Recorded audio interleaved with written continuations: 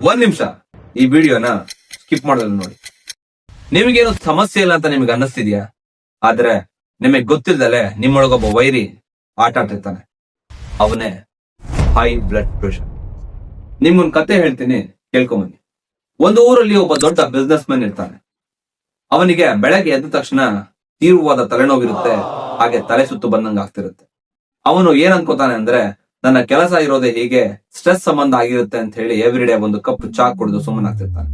ಆದ್ರೆ ಒಂದು ದಿನ ತಲೆ ತಿರುಗಿ ಬಿದ್ದಾಗ ಅವನ್ನ ಆಸ್ಪತ್ರೆಗೆ ಕರೆದೊಯ್ಯಲಾಗುತ್ತೆ. ಅವಾಗ ಅಲ್ಲಿ ಗೊತ್ತಾಗಿದ್ದು ಅವನಿಗೆ ಹೈ BP ಸಂಬಂಧ ಮೆದುಳಲ್ಲಿ ರಕ್ತಸ್ರಾವ ಆಗಿ ಸ್ಟ್ರೋಕ್ ಆಗಿದೆ ಅಂತ ಹೇಳಿ.